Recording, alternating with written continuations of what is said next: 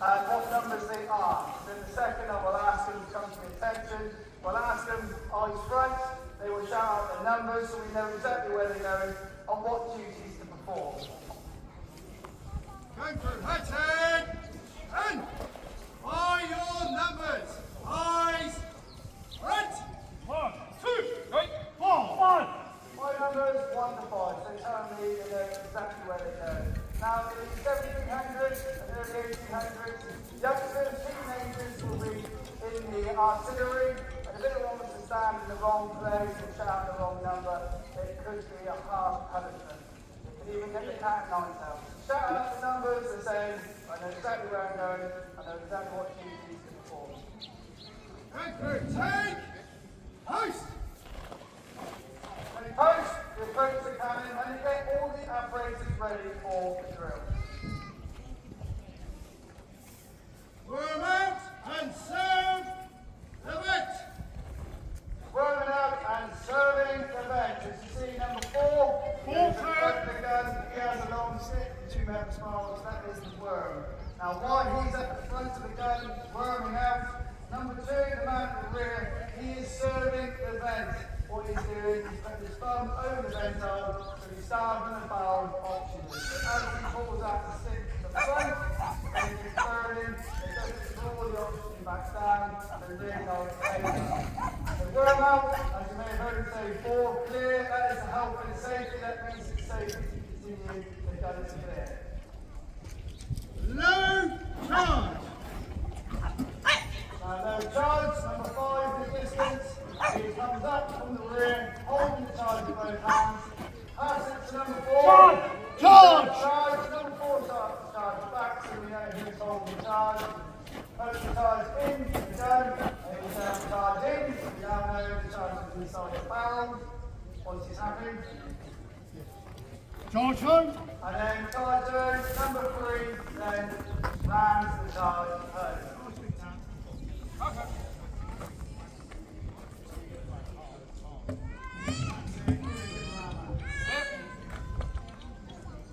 Here's the charge. Facing the charge. Number 2, a long spike is what we call the pricker. No joke to that point. Puts the pricker down the vent hole, stabs it around 3 or 4 times, and you make sure the black powder case is now pierced and loose in the vent hole. Charge! Here! So, at this point now, the artillery can stand down. So, if for some reason we decide to cancel the battle, the orders would be to strip the gun down and they would kill the ammunition inside the barrel. However, the next word of command, regardless if the battle is going ahead, if they were given this order, they would carry on and fire the gun regardless. And that word of command is pour. The word pour, number 2, brings out the powder flask, and he would fuse and pour down the rear of the barrel so the powder is overflowing over the top of the barrel. So once we touch it, there's the fire not going. So the range of this cannon is about 1 mile.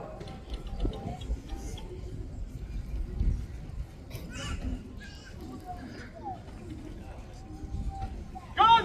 Right!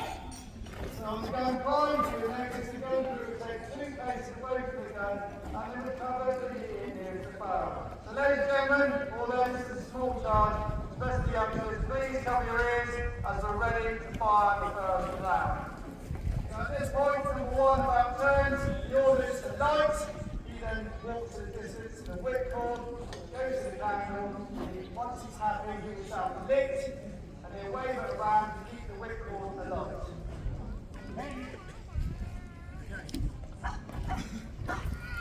And fire.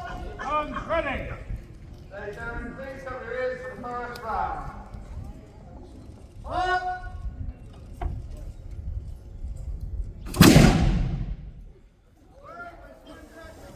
And cease your firing. Okay, that's the first round. As I said, it's a small charge.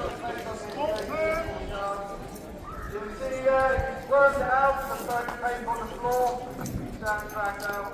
Then number 3, it will then sponge it down to make sure the barrel is catching the noise or the temperature. Pretty technical for the 1700s, the 17.5%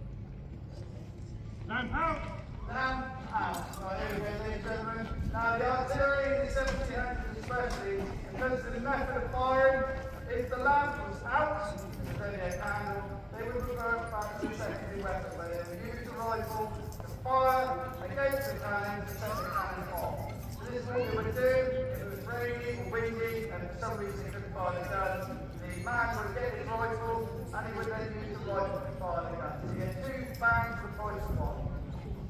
And fire! So there you go, boys.